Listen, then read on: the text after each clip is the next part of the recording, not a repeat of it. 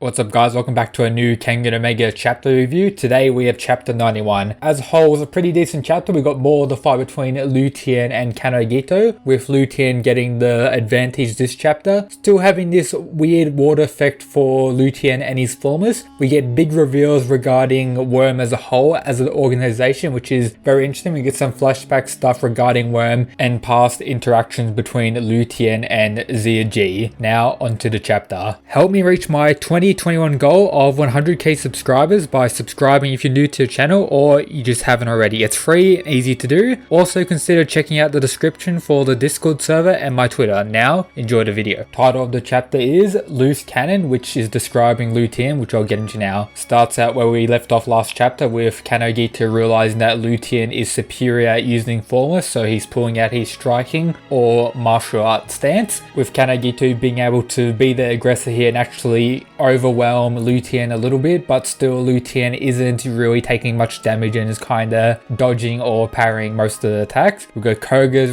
reaction. He's wailing on him. He's going to win this. Don't know about that one, Koga. We got Oma, novel dude in the back, and we still have Hayami, which is very interesting, not caring about the fight, you know, looking down at his book. He only really pays attention when people kind of are questioning what's going on, where he, you know, spits some knowledge. He doesn't pay too close attention to the fights himself, similar to how Lolong or King is from Team Purgatory, where Kanogito trying to land a palm strike or just a regular punch with Lutien being able to dodge it. Still this water effect to, you know, represent Lutien, which is, I'm guessing, going to be a common occurrence of this whole fight, with him saying the following: is this the peak of martial arts? Pathetic. So he's not too impressed by Kanogito's martial art. We got Yamashita giving some insight, or just telling us what he thinks Lutien is doing. He's going limp to disperse the damage. Stay on your toes, Kano. He's going for something. Don't let him take control. So Yamashita is assuming Lutien is pretty much making himself limp to tank these attacks and make it easier to dodge. That's why the water effect's happening. And maybe it's, you know, make himself go limp to the at most extreme with his, you know, mastered formless and everything regarding that. We cut to Zia G, who is actually getting threatened by Edward Wu. Out of nowhere, Edward Wu just, you know, grabs Zia G by one hand, lifts him up, and says the following: I can't stand you worms and all your piss poor communication. Got Zia G, you know, saying, oh no, I'm sorry, but really we didn't know anything.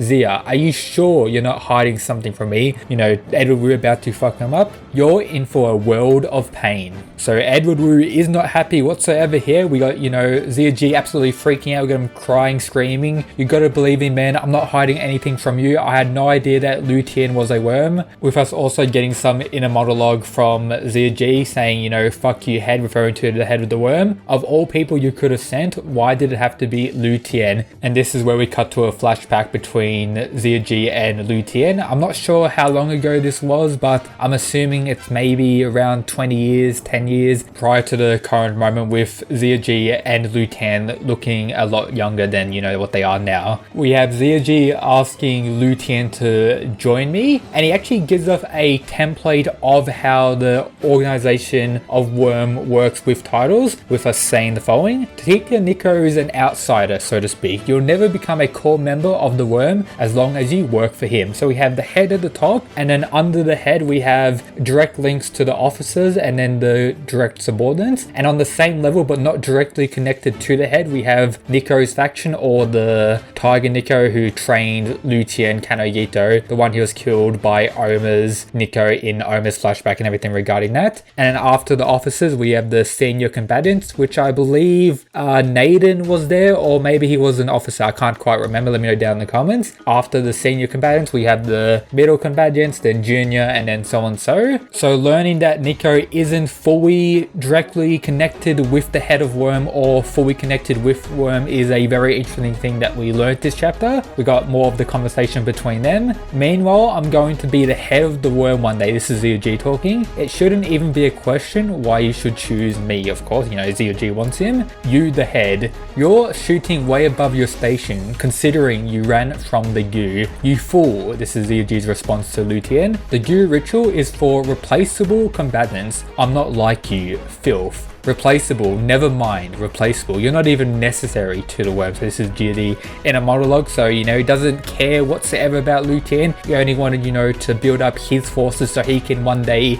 be the head of worm. So, you know, respect ZG for aiming high. And we have ZG call some of his boys to, you know, take out our boy Lu Tian, with him saying the following: Nico's faction is an eyesore. The worm is mine. Kill him. And it's also good to note that the clothing ZG's boys are wearing is somewhat similar to the clothing Fei Wang Fang is wearing from Team Purgatory. As we know, he could very well be the Tiger Vessel part of Purgatory. It's one of the remaining fighters on Team Purgatory. It could be him. It very well might be him. These people are wearing a similar outfit to him. It's pretty much identical apart from like the middle part. So yeah, that's very interesting. We cut to Lu Tian, who's pretty much rolled and killed the 3 people sent to kill him, with him saying the following: You know, I have to say, I misjudged you. This is talking to ZG. You resorted to any means to achieve your ends. I quite like that. I'll spare you, with an absolutely insane smile from Lu Tian here. You better work hard, Zia, for our worm. And you know, we cut to the present with ZG getting held up by Edward Wu. We see, you know, ever since he survived the Gu ritual, Lu Tian has been absolutely crazy based on this smile here, and based on how he just, you know, destroyed these other worm members, most likely junior combatants or something like that. And you know, this is what ZG more in a monologue coming from him: I should have killed him then, no matter what it costed me. Lu Tian doesn't have a shred of loyalty to the worm. So ZG is somewhat loyal to the worm, but as we know, he wants to one day become the head, and he sees that Lu Tian is more risk than reward of being part of worm. And you know, he's trying to worm his way out, getting killed by Edward here. But yeah, we cut back to the fight between Lu Tian and Kanogito. So as Kanogito goes for strikes, Lu Tian's being able to dodge them and then, you know, build up a counter and get a few more shots landed on Kanogito than what he's actually able to land on Lu Tian. But they also don't seem to be doing too much damage to Kanogito, or any damage at all. We have Koga saying both of them are insane. We got Oma telling him to look closer. Kano's waiting for his chance to counter, as he does in most of the fights. He waits and watches his opponents. He feels that he has the counter worked out. He goes for a kick, and Lu Tian's actually still able to dodge this attack, which actually shocked Kanogito here. Then the fight turns onto the ground with, you know, Lu Tian going for like a falling elbow on him. We got some, you know, wrestling, some, you know, ground and pound between the two, with Kanogito not really being able to hold him whatsoever. He gets him in like an armbar or something, with it seems that Lu Tian is stuck, and then out of nowhere it's like he turns into water. That's what it's drawn to show, and gets out of the hole before Kano can even do anything to him, with him actually going for a counter right after that. We got Yamashita shocked. No, not the Fangametsudo, with Lu Tian just, you know, kicking Kanogito as he's on the ground. Now this is dangerous. He's stomping him. That's a dangerous position to be in. We got Okubo freaking out. Not even his martial arts are working. What the hell is he supposed to do now? We got a, you know, I like this. We got Gowling saying, calm down, Okubo. As we know, during the Kengan Annihilation Tournament, Okubo had an okay fight against Kanogito, but you know, he did get kind of one-tapped by Kanogito at the end of the fight. With the fight against Gowling, even though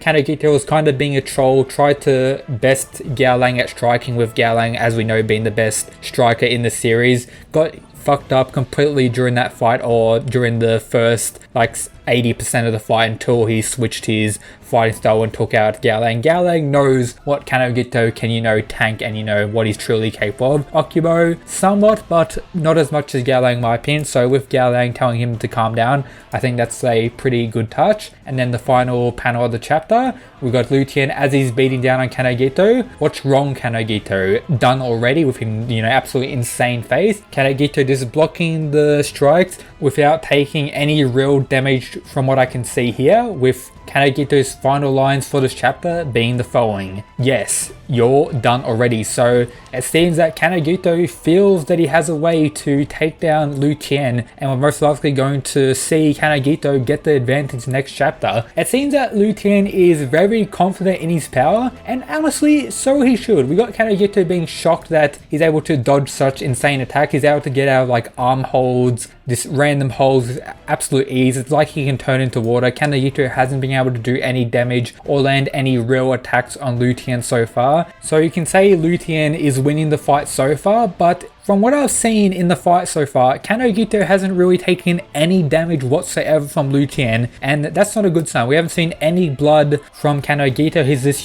chilling and, waiting for his chance to counter, and he's going to do that next chapter most likely and deal some real damage to Lutien, which may require Lutien to work some other secret techniques, or may this, make him go more insane, can't believe what's going on, and then Kanogito will get the win. I still do think Kanogito is going to defeat Lutien in this fight and get the win. Let me know what you think is going to happen down in the comments, your thoughts on the chapter as a whole. Take note of the new reveals regarding Worm as a organization. Take note of what Edward Wu is doing to ZG, how he's not happy, how he just wants to see his revenge on the Kure clan, doesn't care about all this Worm bullshit, and what Kano's going to do next chapter. But yep, that's it for today's review. Hope you enjoyed. If you did, make sure to subscribe, join the Discord, and yep, that's it guys. Peace.